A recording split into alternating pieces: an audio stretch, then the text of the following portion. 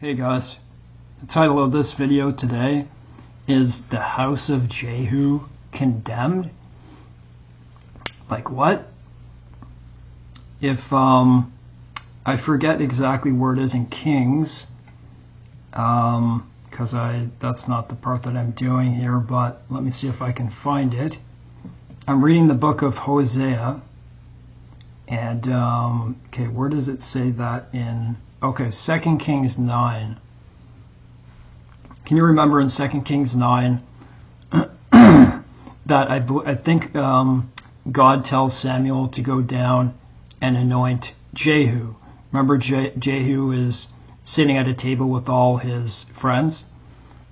He's like, I forget if he was a general or something like that of the army, but you know, and he's told to take care of Ahab, the house of Ahab.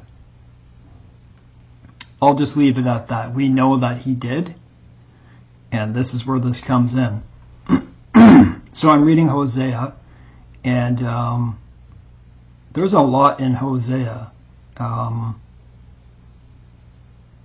There's a lot of prophecy in Hosea, and I just this just happens to be something that I've come across. So I'm going to read this. I'm not going to read the whole passage of 1 Hosea to you. I'm going to read or like around the context of it. At the end of this video, I'm going to attach something as well. I'm going to attach a video. Sometimes I watch videos that are about like a breakdown of, like, you know, like the Grammys or the Super Bowl, to show you that it's one big satanic ritual. I try not to invest my time in these things, but sometimes, you know, you want to see them, you want to see what it's about, and, you know, the things are just so blatant and outright right now. All I ask you is to watch it, to look at the breakdown. I thought this guy does a phenomenal job on it. I've seen a lot of people's breakdown abilities to do this, and some people are really good. I find this guy's probably so far the best. So watch that at the end. I just say to people, invest your time in scripture, not in, you know, it's quite, you know, we know the evil is around us, so and it's not going to stop. So in Hosea 1, it says, I'm just going to make sure my video is recording here.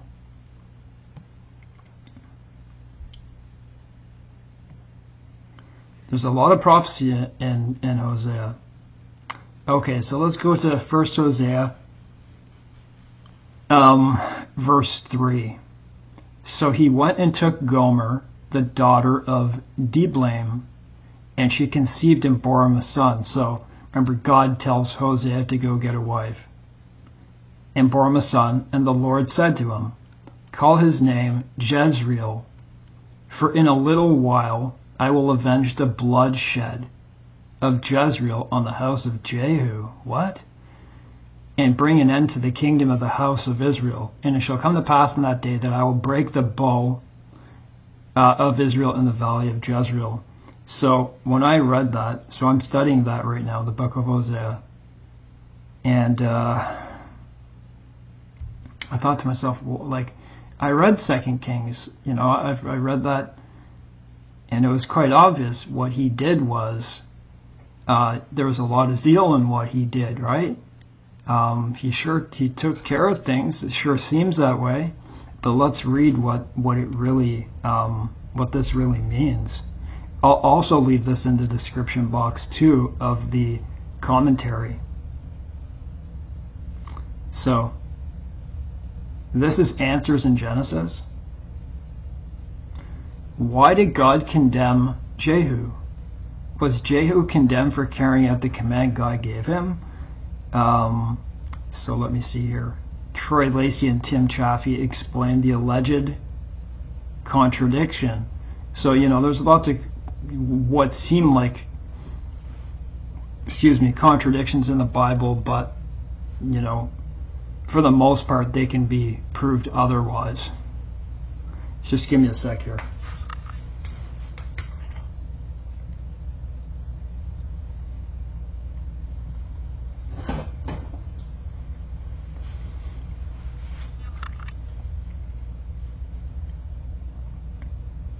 So it says, greetings and God bless.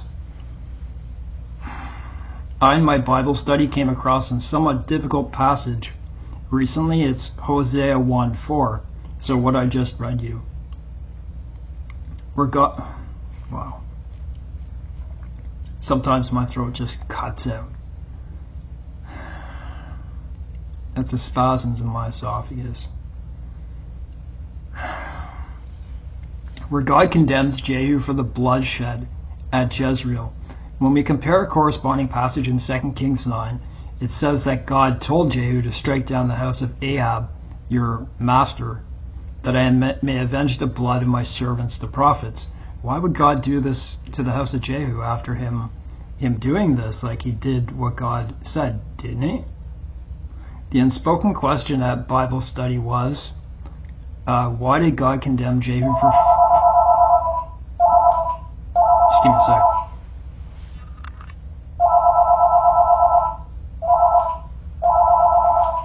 Never answer numbers you don't know. They'll leave messages if it means something. There's so many callers now that just... The unspoken question of Bible study was, why did God condemn Jehu for following through on his command? I mean that, like, you know, if there's numbers you don't know, don't answer them. Let it go to the machine if it has to. It seems contradictory. The only commentary I could find on the verse in Hosea seems to indicate that Jehu's bloodthirsty attitude was the defining factor in receiving God's condemnation. Is it truly that simple? Jehu's attitude, was it, or did we miss something in our study? That's a good question, right? I didn't think of that. Was because when you read that, it looks like, oh wow, look what he did for God, right?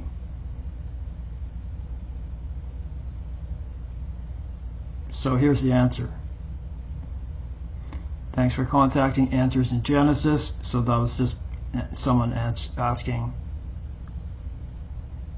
In carrying out judgment on Ahab, God commissioned Jehu to destroy Ahab, the king of Israel and his family. You shall strike down the house of Ahab your master, that I may avenge the blood of my servants the prophets and the blood of all the servants of the Lord at the hand of Jezebel, and the whole house of Ahab shall perish. I'll cut off from Ahab all the males of Israel, both bond and free. So remember in the Bible, remember Saul? Remember him?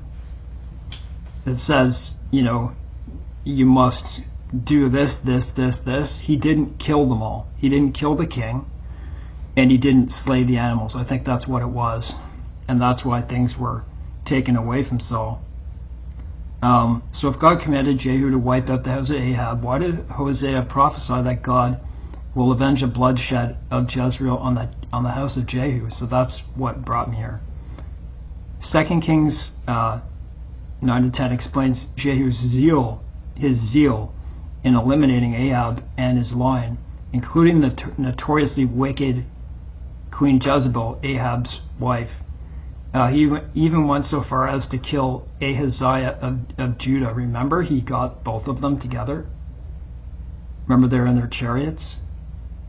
However, when he came to Jezreel, Jehu exceeded his mandate by killing all those, all who remained of the house of Ahab in Jezreel, all his great men and his close acquaintances and his priests, until he left none remaining. So he just meant his relatives. God just meant his relatives. Although God did commend Jehu for wiping out Ahab and his line, Jehu was never praised for his excess. In fact, Hosea 1:4 seems to indicate God was upset with Jehu's bloodthirstiness. So when people say God is unfair, this is just another reason to point to you that God is not unfair. He doesn't like to see people die.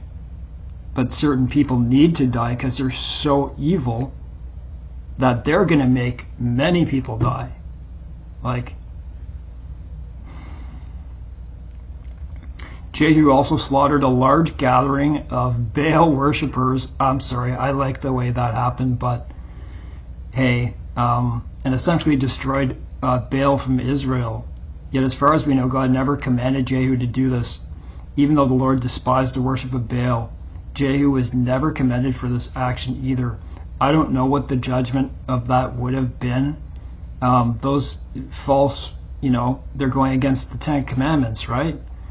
So they should be put to death. And so in the Old Testament, in that time, yes. So I don't know what God thinks about that one. Although Jehu fulfilled God's command to exterminate the house of Ahab, he didn't have the right motives for doing so. Here's a summary. Some of the good and bad done by Jehu. Just give me a second here.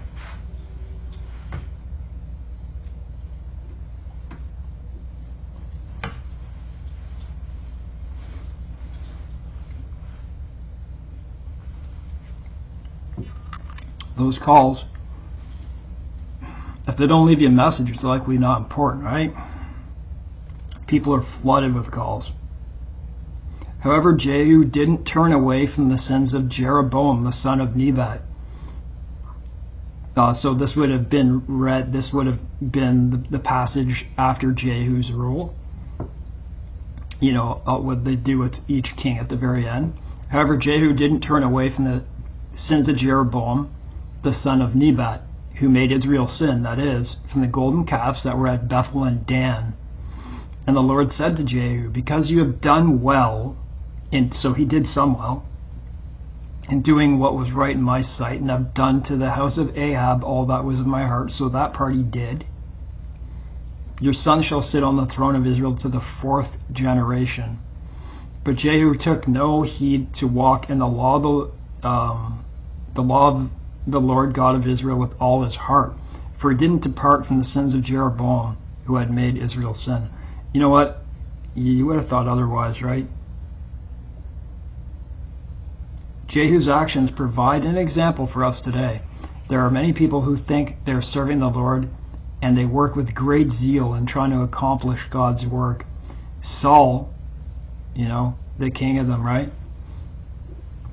Later known as the Apostle Paul, was the same way before his conversion. He was murdering people because he thought he had great zeal for what he was doing with Old Testament law.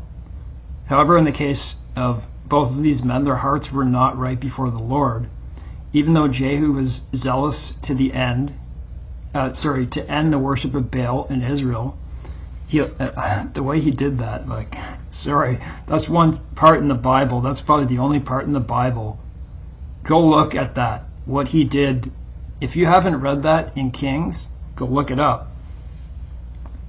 He invites them all. All the prophets of Baal into one place. He puts them into a building, a temple of Baal, and he burns them. There was I don't know how many of them. There was 800 or something or more. And he did that, and I'm not saying that that's a good thing to do, but when you think of the people of today, how bad they are, how anti-Christ, how satanic they are, there are some spots in the Bible where I'm it just doesn't bother me. I don't think he condemns it, though. I don't think God condemned that. Anyways, however, in the case of both of these men, their hearts were not right before the Lord. Even though Jehu was zealous to end the worship of Baal in Israel, he allowed idolatry to continue, as were so many of the kings, right? In Bethel and Dan, Saul was so zealous in trying to accomplish God's work that he persecuted Christians. We must learn a lesson from these people. It doesn't matter how hard we work for the Lord if we aren't truly obedient to his word. May we always be careful not only to do the Lord's work, but to do his work in his way and in his strength, in love.